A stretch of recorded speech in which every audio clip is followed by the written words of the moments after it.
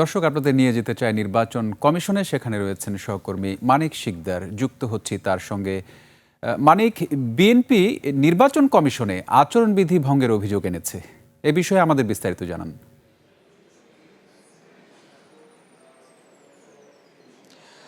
ধন্যবাদ রক্তিম।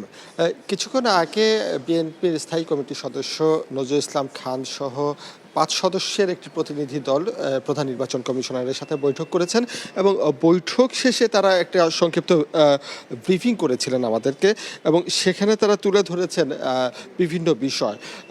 মূলত তারা তুলে ধরেছেন যে প্রবাস থেকে এসে বাংলাদেশে যারা এই নির্বাচনে অংশগ্রহণ করছেন, অর্থাৎ যাদের দ্বৈত নাগরিকত্ব ছিল এবং তারা নাগরিকত্ব ত্যাগ করে বাংলাদেশে এসে নির্বাচন অংশ নিয়েছেন, সেই রকম একটি বিষয় তারা তুলে ধরেছেন।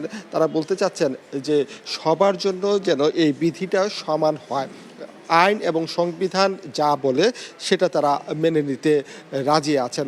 তবে একটি বিষয় তারা তুলে ধরেছেন যে গত ১৫ বছরে আওয়ামী লীগ শাসন আমলে অনেক বিএনপি নেতা দেশের বাইরে অবস্থান করেছেন এবং অনেকে আসলে বিভিন্ন দেশের নাগরিকত্ব গ্রহণ করেছিলেন। এখন এই নির্বাচন তফসিল ঘোষণা পরবর্তীতে পর্যায়ে সংক্ষিপ্ত সময়ে তাদের যে নাগরিকত্ব ত্যাগ করে আসার এই বিষয়টা একটু তারা নির্বাচন কমিশনের কাছে দৃষ্টি আরোপ করেছেন। আরও একটি বিষয় যেটা হচ্ছে পোস্টাল ব্যালট পেপারে যেখানে ভাঁজ করে ব্যালটটা দেওয়া হচ্ছে, সেখানে দেখা গেছে যে ভাঁজের মধ্যে বিএনপির যে প্রতীক ধানের শীষ, এই প্রতীকটি পড়ে গেছে এবং শীর্ষের দিকে রাখা হয়েছে অন্য একটি প্রতীক, দাঁড়িপাল্লা প্রতীক এবং অন্যান্য প্রতীকগুলো, কিন্তু বিএনপির যে প্রতীকটা যেখানে রাখা হয়েছে সেটা নিয়ে তারা আপত্তি জানিয়েছেন।